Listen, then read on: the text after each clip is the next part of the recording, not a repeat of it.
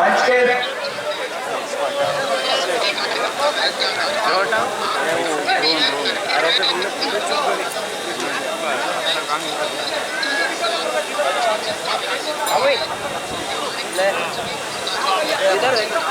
सामने देखिए।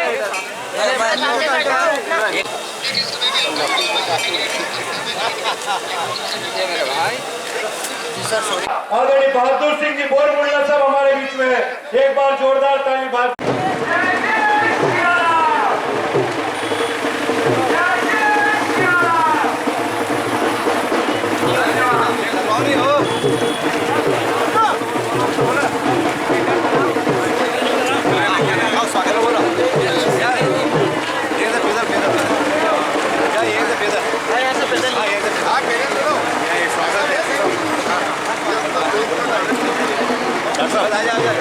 दिनेश भी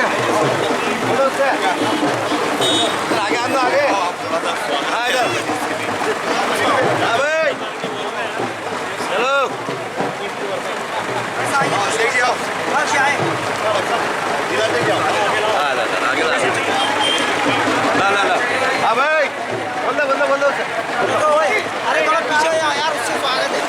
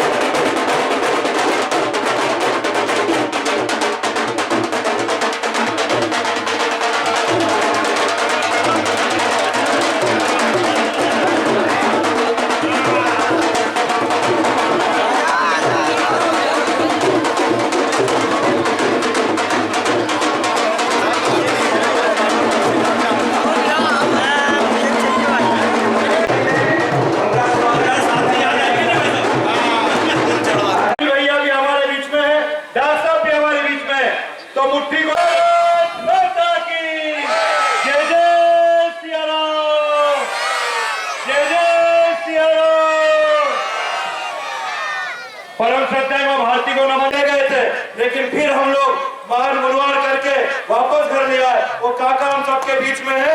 जोरदार ताली आदरणीय हमारे काका रघुनाथ सिंह जी बब्बू के लिए। जो लाभार्थी संपर्क अभियान चल रहा है नागदा शहर में, मोदी जी के प्रति दीवानगी इतनी है हमारी माताओं बहनों की। मैंने उनसे बोला कि आपको लाडली बहना का लाभ मिल रहा है, आवास योजना का लाभ मिल गया है, तो आप मोदी जी का ध्यान रखेंगे कि नहीं, उनकी ताकत बढ़ाएंगे कि नहीं। उनका ये कहना था कि भैया भी जोरदार ताली बजा करके उनका अभिनंदन करें। संचालन कर रहे सुबोध स्वामी जी से लेके हरा भरा पूरा मंच और सभी आशीर्वाद देता हूँ मातृशक्ति बहनों। निश्चित रूप से 1 मिनट में ही अपनी बात समाप्त करूंगा। जितना घड़ी में समय हुआ है, इतनी बजे भाई साहब को अभी बंडेगढ़ में पहुंचना था। अभी ये कार्यक्रम संपन्न होने के बाद 70 किलोमीटर दूर बंडेगढ़ जाना है, इसलिए मैं ज्यादा समय नहीं लूंगा। मेरे ऊपर अभी बाबू भैया को देख करके वो बात याद आ जाती है कि कब के बिछड़े हुए क्या कहा जाके मिले। तो निश्चित रूप से बाबू भैया का सपना था कि जब निश्चित रूप से सरकार मंदिर बनाएगी, धारा 370 समाप्त करेगी, तो एक बार पुनः घर वापसी होगी और हजारों साथियों के साथ घर वापसी होगी। तो निश्चित रूप से उनका अभिनंदन करते हुए और हमारे यशस्वी प्रधानमंत्री माननीय नरेंद्र मोदी जी ने हम लोगों से आह्वान किया है कि प्रत्येक बूथ पर 370 कमल प्लस करके भारतीय जनता पार्टी को अधिक वोट दिला करके भारतीय जनता पार्टी को प्रचंड बहुमत के साथ हम उज्जैन आलोट सीट हम 3,65,000 से जीते थे और इस बार आपकी तालियों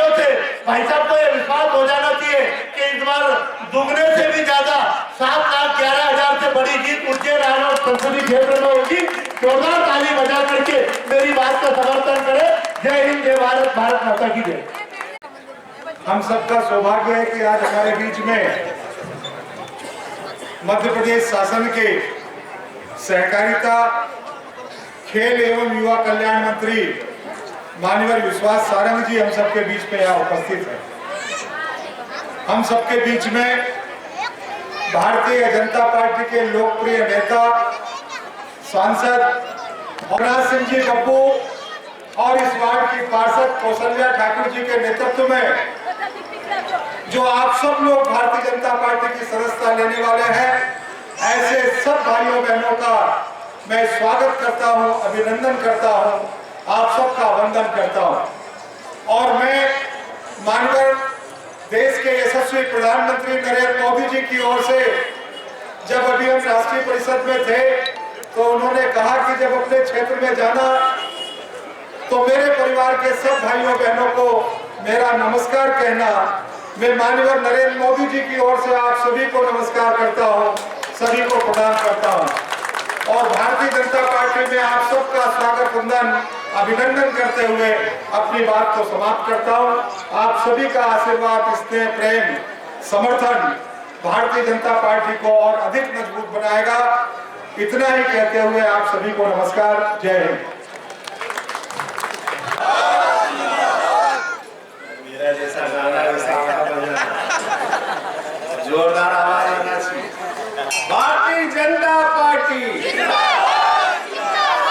नरेंद्र मोदी जिंदाबाद। बब्बू भैया को गुस्सा भी बहुत आता है, भाई रूठ जाते हैं पर मान भी जाते। आज उनके घर वापसी के इस कार्यक्रम में उपस्थित, इस कार्यक्रम की शोभा बढ़ा रहे हमारे यशस्वी कैबिनेट मंत्री और भारतीय जनता युवा मोर्चा के पूर्व अध्यक्ष मेरे भाई आदरणीय विश्वास जी सारंग साहब, भारतीय जनता पार्टी के नागदा के लोकप्रिय विधायक, ये विधायक में संत दादा ऐसे डॉक्टर तेज बहादुर सिंह जी चौहान, बिल्कुल लकीर में फकीर, सही मिलाओ कि जरा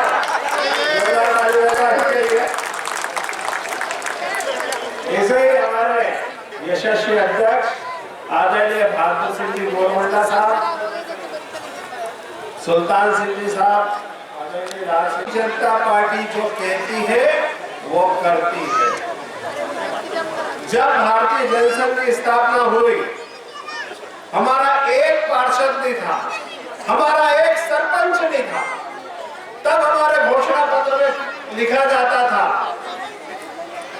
कि हम 370 धारा हटाएंगे, हम नागरिक संशोधन बिल लाएंगे और हे रामलला हम आएंगे, मंदिर वहीं बनाएंगे। लोग हमारे मजाक उड़ाया करते थे, क्या रे इनका एक पार्षद नहीं है चड्डों का, ये ऐसी बड़ी बड़ी बातें कर रहे हैं, ये बोलते थे। हमारी सरकार बनी, अटल जी की 13 दिन की सरकार, 13 महीने की सरकार, आपको सब याद होगा। उसके बाद 5 साल की सरकार, सब लोग आप बना लो, आपका घोषणा पत्र का क्या हुआ, हमारी मजाक हो गई। लेकिन भाइयों बहनों, हम मिली-जुली सरकार में थे, 33 दल को मिला के हमने सरकार बनाई थी। जब मोदी जी पहली बार बने प्रधानमंत्री, तब लोगों ने कहा वापस ऐसे दिन आ गए पुराने हमारे। तो मैं कहता हूं लोगों को कि हम धन्यवाद दें बाबा महाकाल को कि हम जिंदा हैं, और दूसरा धन्यवाद दें नरेंद्र मोदी को कि हम जिंदा हैं, जिनने वैक्सीन लगाई और मुफ्त वैक्सीन लगा के हमको जीवन दान दिया। आपको ध्यान हो तो राहुल गांधी और अखिलेश यादव ने कहा था कि यह मोदी वैक्सीन है, हम मर जाएंगे तब भी हम मोदी वैक्सीन नहीं लगाएंगे। लेकिन भाइयों और बहनों, मैं आपको बताना चाहता हूं कि राहुल गांधी भी चुपचाप गए, भैया मैंने लगा दे। तो उससे पूछा ऐसा करो, तो बोले जहां आने के जहां, तो बोले भैया लोगों को क्या कोई सब लोग रहते थे। अरे राजनीति है, बोलना पड़ता। ऐसे ही अखिलेश यादव ने कहा, ये सिर्फ और सिर्फ कांग्रेस झूठ का प्रबंधा है। वो विकास तो बहुत हुए हैं और होते रहेंगे, क्योंकि समय का अभाव है। विश्वास जी को बोलना, उनको सुनना है आपको। और विकास तो हमने इतना कर दिया है कि आपने नागदा में 650 की, बोलिए खेड़ापति हनुमान जी महाराज की, बोलिए महाकाल बाबा की, बोलिए भारत माता की, भारत माता की, भारत माता की, भारत माता की, भारत माता की, भारत के इस संसदीय क्षेत्र में अपनी एक अलग पहचान बनाई। किसी ने कहा जिंदगी आग पे चलने की कहानी है, जिंदगी आग पे चलने की कहानी है, जिंदगी मौत की भूली हुई निशानी है। अपने मतलब को तो सब जीते हैं, सब मरते हैं, खुद को औरों को मिटा दे वो जिंदगानी। बता रहे थे कोविड काल में बहुत मेहनत, एक बार जोरदार ताली बजाकर ऐसे काम में जो आगे आओ, आगे आओ जरा, जोरदार ताली, दोनों हाथ उठाकर, दोनों हाथ उठाकर।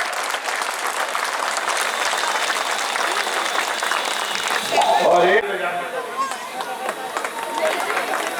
जिनका व्यक्तित्व और कृतित्व में कोई अंतर नहीं,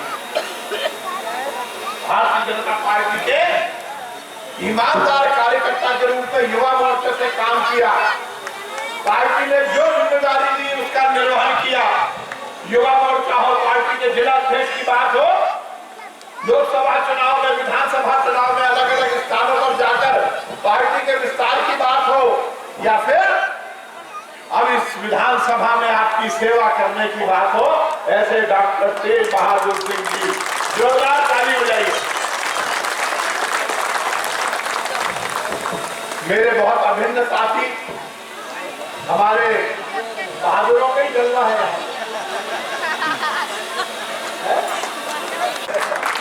तो बब्बू भाई के लिए किसी ने लिखा है कि यारों किसी माहौल में ढलता नहीं हूं मैं, यारों किसी माहौल में ढलता नहीं हूं मैं, ठोकर लगे तो राह बदलता नहीं हूं मैं, रख दूं जहां कदम तो नए रास्ते बने और खींची हुई लकीर पर चलता नहीं हूं मैं। ऐसे हमारे बब्बू भाई, एक बार जोरदार ताली बजाइए हमारे बब्बू भाई के लिए। यही अंदाज उसको ना फोटो खिंचाती है। एक बार जोरदार ताली बजाइए बब्बू भाई के लिए कि आज वो फिर इस मंच के माध्यम से प्यार करता है, जो देश को इस विश्व का सर्वश्रेष्ठ राष्ट्र बनाना चाहता है, वो भारतीय जनता पार्टी से दूर नहीं रह सकता। तो बब्बू भाई आपका स्वागत है, अभिनंदन है, वंदन है।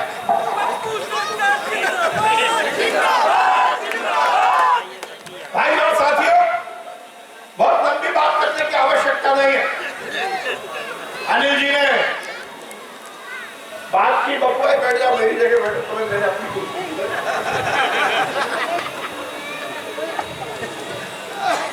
अनिल फिरोजिया जी ने भारतीय जनता पार्टी की सरकार ने विगत 10 वर्षों में जो काम किया है, शायद आजादी के बाद किसी और सरकार ने नहीं किया।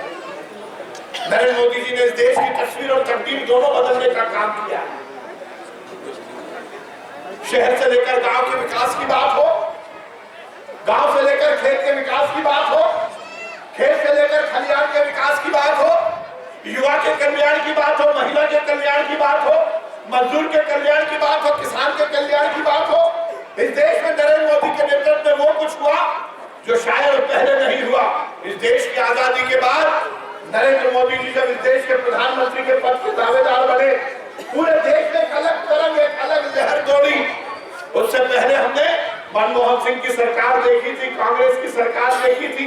10 साल तक कांग्रेस की सरकार ने इस देश में राज किया। मनमोहन सिंह इस देश के प्रधानमंत्री थे, सोनिया मैडम के हाथ में रिमोट था, उठ जा, उठ जा, बैठ जा, बैठ गए, खड़े हो जा, खड़े हो गए। बोलते नहीं थे और बोलते भी कुछ नहीं थे, करते भी कुछ नहीं थे।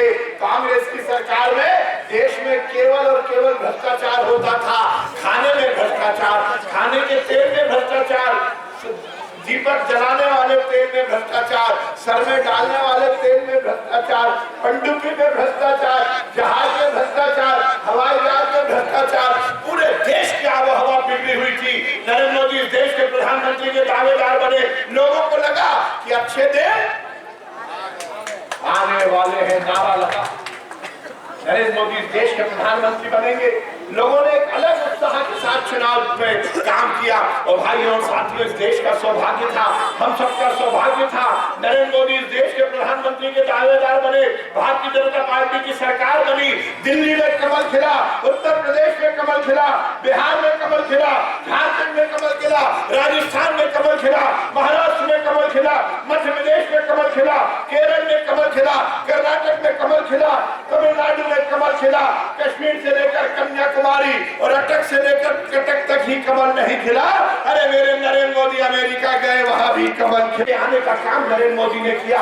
हम तो सौभाग्यशाली है कि नरेंद्र मोदी के नेतृत्व में ये देश बहुत तेज गति से आगे बढ़ रहा है। भाइयों और साथियों, केवल यही नहीं, अभी अनिल जी कह रहे थे, इन्होंने सीए की बात की, इन्होंने ट्रिपल तलाक की बात की, इन्होंने धारा 370 की बात की। आपको याद होगा जब धारा 370 हटाने की बात थी, अरे जनसंघ का जन्म ही जब हुआ, भारतीय जनता पार्टी की शुरुआत ही हुई, हमारे पूर्वज श्यामा प्रसाद मुखर्जी ने कहा था कि धारा 370 हटाना होगा। कश्मीर में जिस प्रकार से कांग्रेस की सरकार ने, नेहरू ने गलती की थी और धारा 370 लगा दी थी, और उसके बाद पाकिस्तान, कश्मीर का प्रधान अलग था, कश्मीर का विधान अलग था, कश्मीर का निशान अलग था। श्यामा प्रसाद मुखर्जी ने कहा यदि कश्मीर हिंदुस्तान का है, हिंदुस्तान कश्मीर का है, यदि कश्मीर हमारा है तो फिर एक देश में दो विधान, एक देश में दो निशान और एक देश में दो प्रधान नहीं चलेंगे। धारा 370 हटाने के लिए श्यामा प्रसाद मुखर्जी शहीद हुए थे। हमने हर समय नारा दिया था हम सरकार में आएंगे, हम धारा 370 हटाएंगे। जब भारतीय जनता पार्टी की सरकार ने धारा 370 हटाने के लिए मुहिम चलाई, मैं इसकी बेटी मुफ्ती सईद की बेटी ने क्या कहा महबूबा ने, कश्मीर जल जाएगा, फारूक अब्दुल्ला कहने लगे देश जल जाएगा। मुझे याद है जब मेरे वीर अमित शाह जी ने राज्यसभा में खड़े होकर कहा, डॉक्टर साहब 1 मिनट लगा अमित शाह जी को, उन्होंने कहा इस हिंदुस्तान के संविधान से अब धारा 370 हटाई जाती है, परिंदे ने भी पर नहीं मारा। और भाइयों साथियों, यही नहीं, नरेंद्र मोदी ने यदि गरीब के घर के सामने का पक्का रास्ता बनाया, हम सब बहुत उनका धन्यवाद देते हैं कि नरेंद्र मोदी के नेतृत्व में अमरनाथ बाबा की यात्रा का भी रास्ता पक्का बनाने का काम किया। और तो और हम सबके लिए फख्र की बात है, हम सबके ये सौभाग्य मिला 500 साल वो देश जिसका बहुसंख्यक हिंदू है, जो राम को पूजता है, जिसके हर घर में राम की पूजा होती है। हम सबके लिए शर्म की बात थी कि 500 साल से हम राह देख रहे थे, पीढ़ियां चली गई, राम मंदिर, मेरे राम लला का जन्म जहां हुआ अयोध्या में, वहां राम का मंदिर बन जाए इसका हम संघर्ष कर रहे थे। मुगलों ने मंदिर नहीं बनाया, क्यों बनाते, वो तो तोड़ रहे थे। अंग्रेजों ने मंदिर नहीं बनाया, वो क्यों बनाते, उनसे अपेक्षा नहीं थी। पर 1947 को तो हमारा राज आया था, हिंदुस्तानियों का राज आया था, राम के वंशजों का राज आया था। मंदिर क्यों नहीं बना? कांग्रेस ने तो मंदिर को रोकने की कोशिश की। शर्म की बात है, कांग्रेस मंदिर नहीं बनाती वहां तक तो ठीक है, इन्होंने तो हलफनामा दे दिया कि राम का अस्तित्व ही नहीं हुआ। कांग्रेस के नेताओं ने हलफनामा दिया, अरे कांग्रेसियों, यदि राम का अस्तित्व नहीं हुआ तो तुम्हारा भी अस्तित्व नहीं है, हमारा भी अस्तित्व नहीं है। अरे राम हमारा मान है, राम हमारा सम्मान है, राम हमारा अभिमान है और राम ही हिंदुस्तान है। राम के बदले हिंदुस्तान की कल्पना की जाए। और भाई और साथियों, ये प्रसन्नता की बात है। राम को क्या कहा जाता है? मर्यादा पुरुषोत्तम, पुरुषों में उत्तम जिसने मर्यादा का पालन किया है। तो राम ने भी सोचा कि जब मैंने मर्यादा का पालन किया है तो मेरी प्राण प्रतिष्ठा भी कोई ऐरे गहरे के हाथ में नहीं होगी, मां भारती के लाल राम भक्त नरेंद्र मोदी के हाथ में होगी। राम मंदिर बनकर तैयार हो गया, सबके लिए बहुत प्रसन्नता की। भाई और साथियों, चाहे विकास की बात हो, चाहे कल्याण की बात हो, चाहे संस्कृति को ऊपर उठाने की बात हो, चाहे विरासत को संभालने की बात हो, चाहे इस देश की हर समस्या के निदान की बात हो, नरेंद्र मोदी जी ने बहुत जबरदस्त काम किया। और यही नहीं, मुझे इस बात की बहुत संतोष है, अभी हम और डॉक्टर साहब यही बात कर रहे थे कि उज्जैन वालों ने यदि हमारे अनिल फिरोजिया जी को सांसद बनाया तो उस एक एक वोट का हिसाब भी हमारा अनिल फिरोजिया ने दिया यहाँ पर विकास। आपको मालूम होगा अनिल भाई को अपने क्षेत्र में विकास कराना था। नितिन गडकरी जी ने बोला कि अनिल फिरोजिया जब तक वजन कम नहीं करोगे पैसा नहीं मिलेगा। ये आपके संपर्क, आपके लोगों पर समर्पित ये सांसद था जिन्होंने 40 किलो वजन अपना कम किया और क्षेत्र में विकास के लिए पैसे दिए। एक ऐसा विधायक, एक ऐसा सांसद जो जमीन से जुड़ा हुआ है, जो हर समय आपके बीच में रहता है, जिसने उज्जैन के एक एक गांव को, एक एक घर को देखा है, जिसने लंबे समय से राजनीति की है, जिसको विधायक के रूप में हमने देखा, युवा मोर्चे के अध्यक्ष के रूप में देखा, भारतीय जनता पार्टी के कार्यकर्ता के रूप में देखा और हमने सांसद के रूप में देखा। तो ये हमारा सांसद बना है। और आजकल एक मुझे चल रहा है, डॉक्टर साहब बहुत चल रहा है हमारे साथ रघुनाथ को फिर किस बात की नहीं समझ पाए। हमारे साथ है रघुनाथ तो किस बात की चिंता। बापू का नाम रघुनाथ ही तब तो रघुनाथ के साथ में आ गए, यही है ना भजन। हमारे साथ है रघुनाथ तो किस बात की चिंता, कदम में जब कदम रख दिया, जब माथ क्या है शरण में रख दिया, जब माथ तो किस बात की चिंता। अनिल भाई अब तो डॉक्टर साहब के प्रयास से रघुनाथ का भी साथ मिल गया है, तो आज ये विधानसभा 1 लाख से जीतेंगे और लोकसभा 6 लाख से जीतेंगे। ताली कम बजिए, मेरी बात से सहमत है या नहीं? है ना? तो मैं भोपाल से आता हूँ। भोपाल में एक शायर हुए हैं दुष्यंत त्यागी, उन्होंने लिखा है कि हो गई है पीर पर्वती पिघलनी चाहिए, हो गई है पीर पर्वती पिघलनी चाहिए, इस हिमालय से कोई गंगा निकलनी चाहिए, और मेरे सीने में नहीं तो तेरे सीने में सही हो कहीं भी आग, लेकिन आग जलनी चाहिए। और उसके आगे उन्होंने क्या लिखा है कि सिर्फ हंगामा खड़ा करना मेरा मकसद नहीं।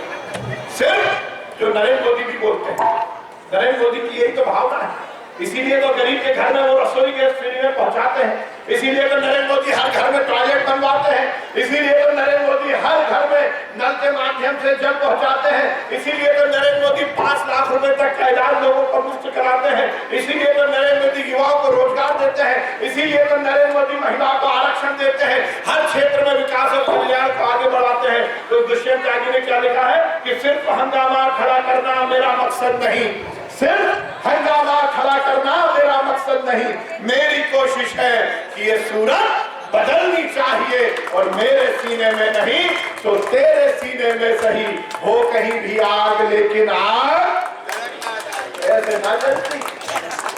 तेजी से चला, हो गई है पीर पर्वत से पिघलनी चाहिए, इस हिमालय से कोई गंगा निकलनी चाहिए, और मेरे सीने में नहीं तो तेरे सीने में सही हो कहीं भी आग, लेकिन आग। देशभक्ति को आग को प्रज्वलित रखिए। हम वो सौभाग्यशाली नहीं है जो पाकिस्तान की सीमा पर जाकर, कायली की सीमा पर जाकर पाकिस्तान के इरादों को नेस्तनाबूद करने के लिए गोली चला दे। यदि आप चाहते हो कि सैनिक जिस प्रकार से हमारी सीमा की रक्षा करते हैं उसी भाव से हम इस देश के लिए जिए, तो और कुछ नहीं करना है। लोकसभा के चुनाव में कमल के सामने का बटन दबा देना, एक एक बटन पाकिस्तान की तरफ हजारों बंदूक की गोलियों के बराबर हो जाएगा।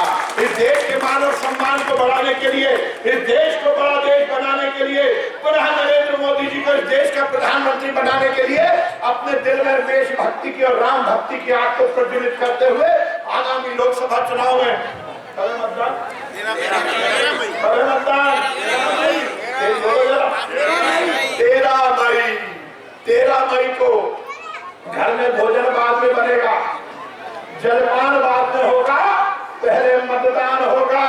घर से निकलना है, पोलिंग बूथ तक जाना है, पोलिंग बूथ पर जाकर मशीन में कमल के सामने का बटन दबाना है। बटन दबाइए, नरेंद्र मोदी जी को प्रधानमंत्री और अनिल फिरोजिया को सांसद बनाइए। मेरी बात से सहमत है सब लोग? कौन कौन सहमत है भाई? हाथ उठा के बताओ। इधर वाले नहीं है क्या? ये पंजे ने तो बर्बाद कर दिया इस देश को।